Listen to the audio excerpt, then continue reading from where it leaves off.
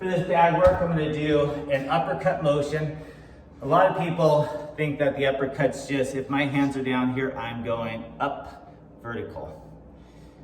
That can be an uppercut. What works, works. If you do that in a fight or a sparring match and it knocks the guy out, who am I to say don't do a straight vertical? However, typically it's kind of like a jab. If I'm squared out, I don't jab you this way, I jab you here, right? Or I go kind of an angle. So you may start at the right side if I'm in my right lead, but I start to come to the center if I'm even with my opponent.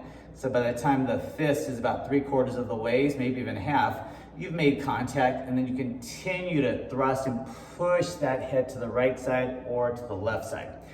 Conversely, same thing with uppercuts. If I just go vertical all the time, I have to be perfectly even with my opponent, dead center. A lot of times if his shoulders are the same as my shoulders and we're sparred off in that range at 2 or 3, my straight vertical uppercuts are going to be missing by a few inches to the right or the left side. So it does go at an angle. It does go with the shoulders and it goes with the body. Think about a kettlebell swing, which I'm a big fan of, where you swing those hips back and forth, right? You're doing a hip thrust or even like a glute bridge. There's going to be some of that action. There's also going to be some of that pivoting, right? Some of that side-to-side hip action. There's also a little bit of a drop of the hip to kind of scoop up. So if you're doing, judo, jiu-jitsu, and you got to kind of bend down and kind of scoop it up at the aftermath, that's what you want to do. All this to say it's not an arm movement, it's not a shoulder movement, it becomes a full body movement. So if I'm just going to I'm not going to put gloves on right now, I'm just going to kind of keep it basic. These are great bags because again, what I'm hitting is anything from the stomach right above the hip area, which is, if you're boxed, you can't hit below the waist anyway. And it goes all the way up to the shoulders, to the head, and past the head.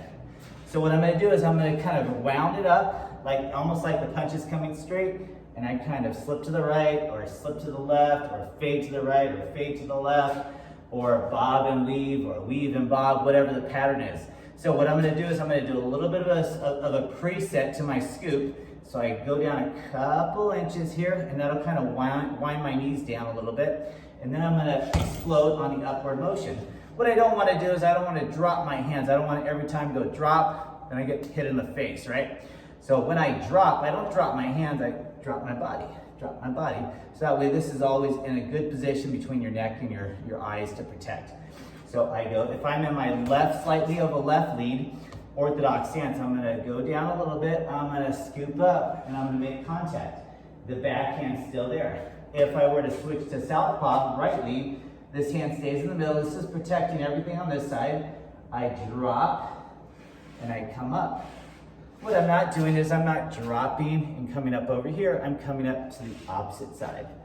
I drop, I don't come up here, I come up to the opposite corner, right? So it's I tell people, think of your hips constantly making a smiley face, right? Right side, right side, or vice versa. And don't drop, punch. Every time you drop, have your buddy smack you in the face, right? So again, it's here.